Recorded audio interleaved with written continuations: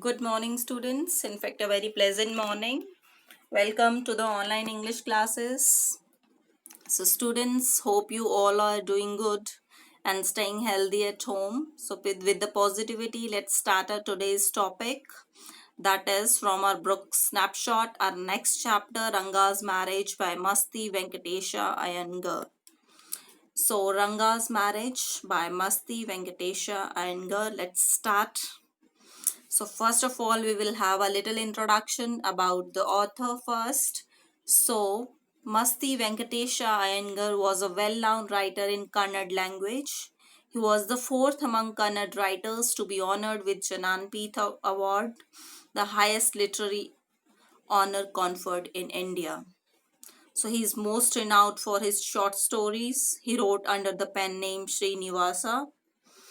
He was a prolific writer. He wrote more than 123 books in Kannada and 17 in English for over 70 years. So he was a very well-known writer in Kannada language especially. So let's go on to the chapter. So this chapter is narrated by Shama. So the narrator of the chapter is Shama. He is narrating the story. He is narrating the story which is located in village Hosahali, which is a village in the former Mysore state, which is now a part of Karnataka. So 10 years ago, he is narrating the story that 10 years ago, there was a village. The village did not have many people who knew English at that time.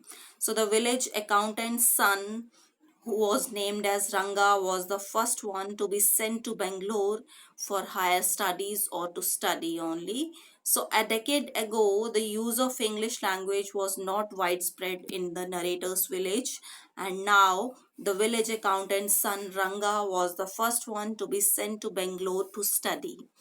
So that was why Ranga's homecoming, when he came back after completing the studies, so that time Ranga's homecoming was a great event because he was the only son to be sent to Bangalore for studies, and when he came back home, the homecoming of Ranga was a great event for the village people.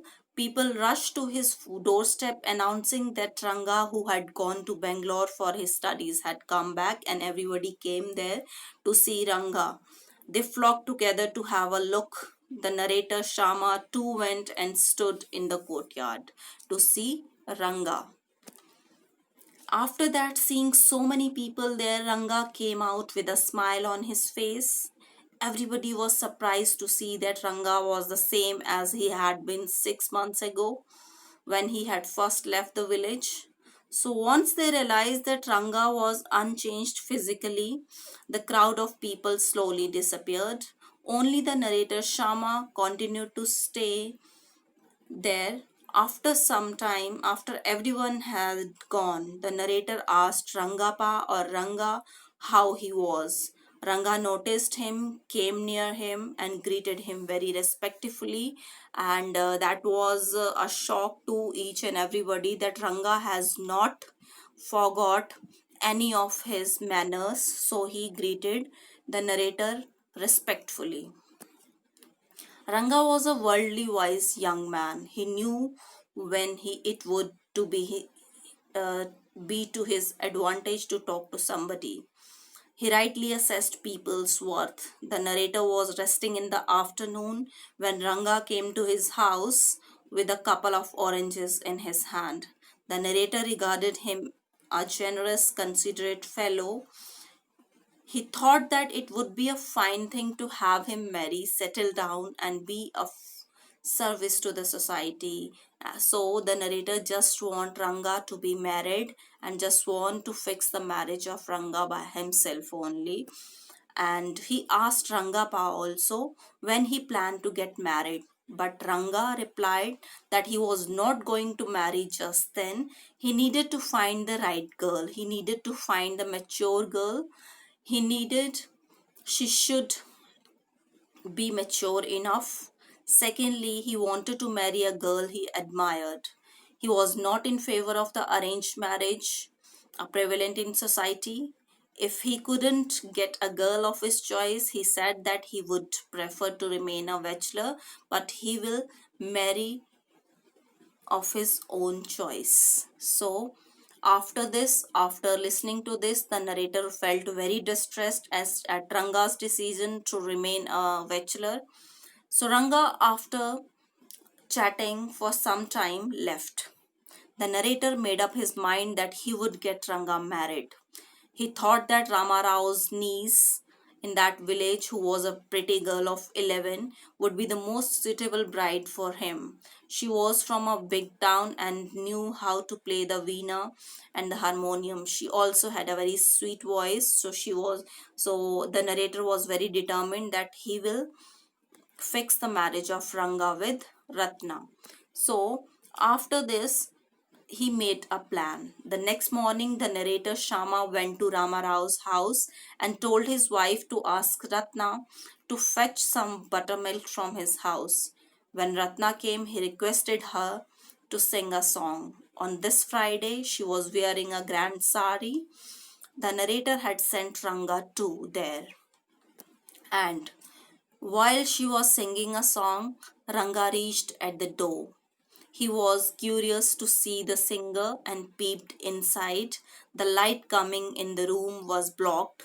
Seeing a stranger there, Ratna stopped singing abruptly. She stood at a distance, her head lowered. Ranga repeatedly glanced at her. He said that his arrival had made her stop singing and offered to leave. But he didn't leave. Ratna, overcome by shyness, ran inside the house. And after that, Ranga asked the narrator Shama who that girl was. He also expressed the hope that she was not married. But the narrator noticed his excitement and said that she was married a year ago. Of course, he made a lie to him. He said that she was married a year ago. The narrator noticed signs of disappointment on Ranga's face now, and Ranga left after some time. And after that, the next morning, the narrator went to an astrologer, Shastriji, and told him to keep everything ready to read the stars. He tutored the astrologer in all that he wanted him to say. Then he escorted Ranga to Shastri's house. So he made a plan. All this is the part of narrator's plan, and he just tutored the astrologer in all that he wanted to say. And after that, he sent Ranga to Shastri's house. And when Ranga went to Shastriji praised astrology as an ancient science. He asked Ranga's star. Ranga didn't know.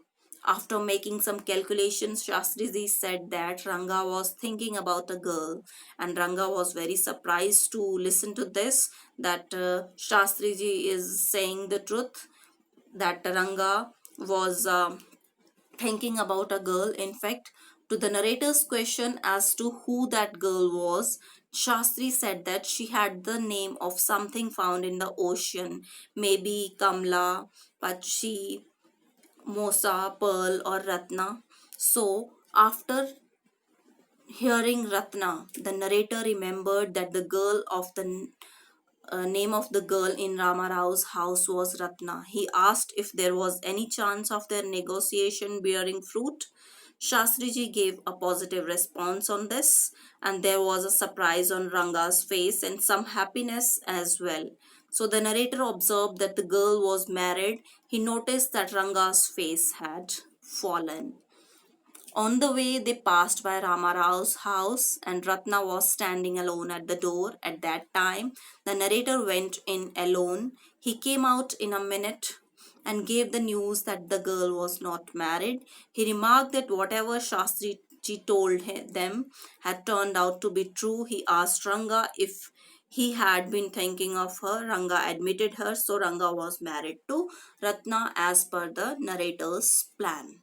And after that, after years later, so many years later, after the marriage of Ranga and Ratna, Rangappa invited the narrator for dinner on the occasion of 3-year-old son Shama's birthday.